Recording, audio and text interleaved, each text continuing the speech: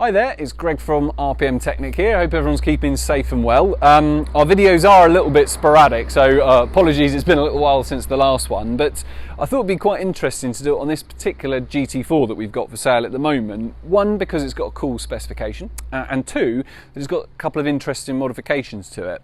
So we'll talk about the spec and the mods, we'll take it for a quick drive so you can hear what it sounds like, and hopefully you find that interesting. So, to begin with, this particular car is obviously a GT4, so they run the 3.8 six-cylinder engine, which are 380 horsepower. It's actually the same engine that they put in the Carrera S, but just detuned a little bit. And obviously they've been out since 2016 now and have proved to be really durable units. So this particular example, so the reason why the specification is of interest is that it's a full factory Clubsport. A Clubsport means that we get the scaffolding in the back, we get a fire extinguisher, driver's side harness, and bucket seats. So that was about a £2,800 option when the cars were brand new. A little bit of nerdy information of why that's actually interesting is that when the cars were brand new, the 918 seats which this car has were actually on short supply.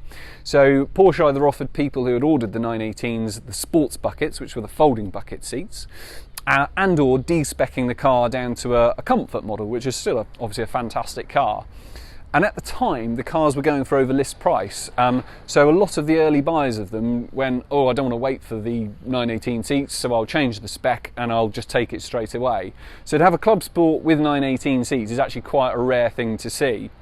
Over and above that, this car was also optioned with the carbon ceramic brakes. So they're a 410mm disc, which is absolutely humongous.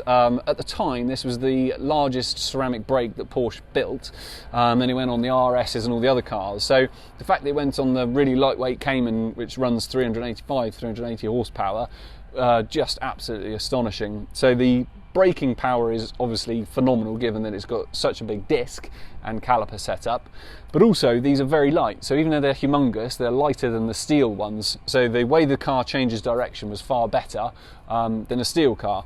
Sometimes people sort of give me a sly kind of sceptical eye when I say that, but if you drive them back to back you actually can notice the difference. So whilst having the nice driver orientated options, the car also had all the leather, so literally all the leather, so you've got leather dash, door caps with all the deviating stitching to match the brakes, centre console, even the steering column casing, which the camera can probably just pick up there, was in it too. And it also had the Sport Chrono package. So the Sport Chrono package meant it came with a lap timer, and you could download a little app and record all your laps and show your buddies. So yeah, some really cool items on this particular car. This one also, from brand new, as far as I'm aware, had the full body paint protection film. So it's about a £5,000 option, and obviously it just stops any stone chips. This particular one we've known pretty much since it was actually brand new. We sold it for the second owner to the third keeper. But yeah, what's interesting about the modifications on this car are twofold. So it's got a Manti geometry setup on it, so it's perfectly usable on the road. It doesn't knock out tyres every 1,000 miles or anything daft like that.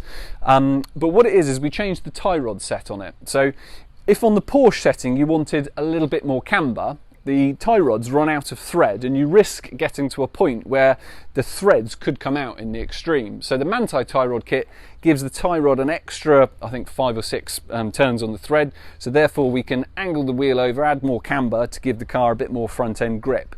And again, incidentally, if you run these in the Porsche standard geometry setup, those owners that have got them already, you'll have noticed that they wear out the front tyres sometimes before the rears because of the setup that they put on them.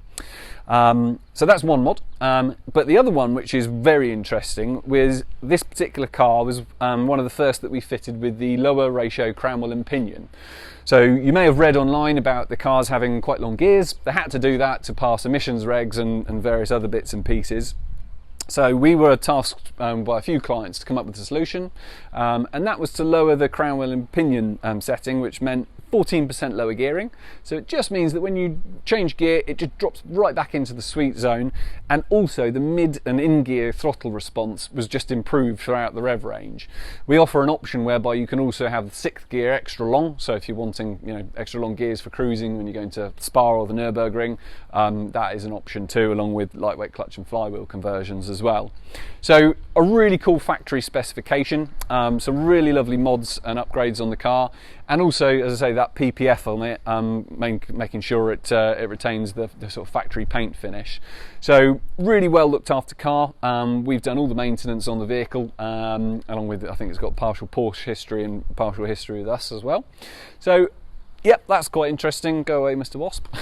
So the second thing we're going to do is we're going to go and take it out so you can have a listen to the car itself and obviously those differences in the gears. It's a little hard to demonstrate. Clearly on the road we don't want to be doing anything too silly.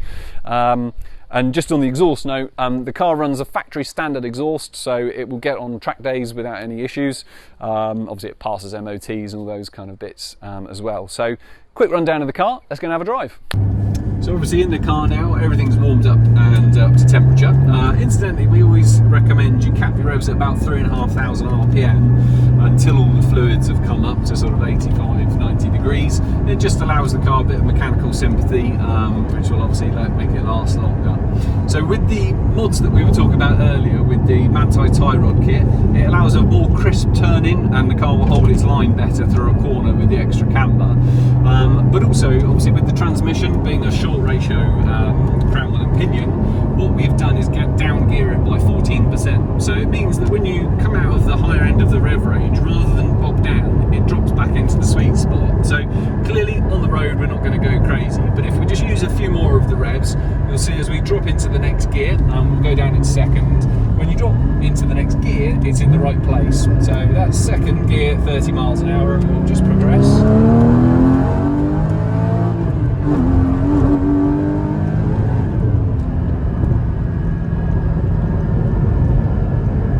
So as we can see, car feels and acts and behaves absolutely normally. No warning lights or anything like that with the modification. So everything's been mapped into the car properly. And we've completed quite a few of these conversions now, so they're well tried and tested. I think we've done them for about 4 years.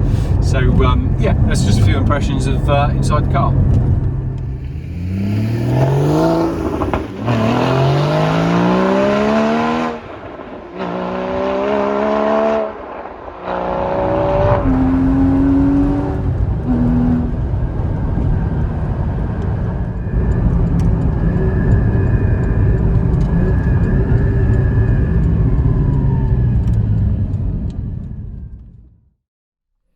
So in close, this particular car, as I say, is a car we've known for a little while. Only done 12,000 miles, which is nice low mileage for a 16 plate car.